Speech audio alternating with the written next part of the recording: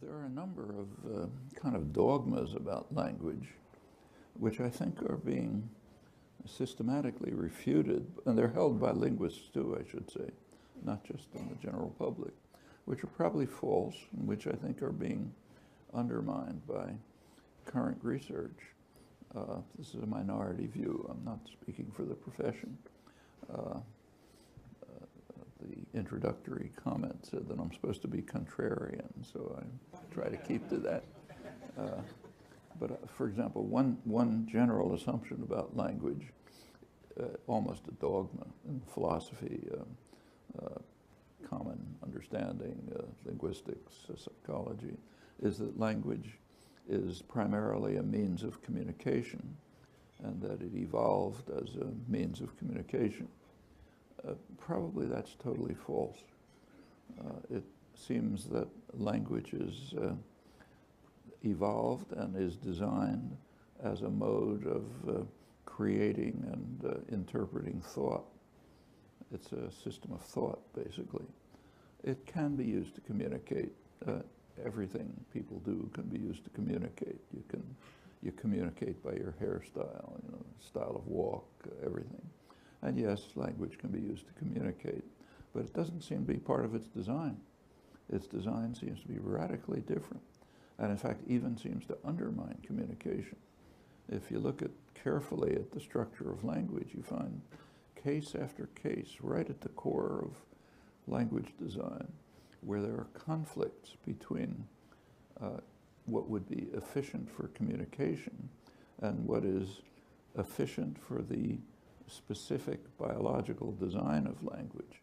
And in every case that's known, the communicative efficiency is sacrificed. It just isn't a consideration. And I think that's a conclusion that has very widespread significance. In order to establish it, you have to look at technical work. It's not the kind of thing you can explain in 2 minutes of exposition. But it's not profound. It's not quantum physics. A half an hour would certainly suffice. And I think it's a pretty far-reaching consequence. Another general belief about language, again, almost a dogma in all the relevant fields, philosophy, linguistics, and so on, is that the minimal meaningful elements in language, sort of word-like things, pick out entities in the extramental world. So the word, say, river, picks out the Charles River and so on, something that a physicist could identify. That turns out to be true for animal systems. Animal communication systems, the symbols that appear, the actions that are carried out, do apparently have a one-to-one correlation with mind-independent events. So some particular call of a monkey will be related to leaves fluttering, predator is coming, sort of, I'm hungry, some hormonal change. It's just not true of language. Linguistic elements do not have that property. Actually, this was understood by Aristotle. It was understood in the 17th and 18th century. There's interesting work on it. The entities that we construct in our discourse, expression, interpretation are largely partially mental objects.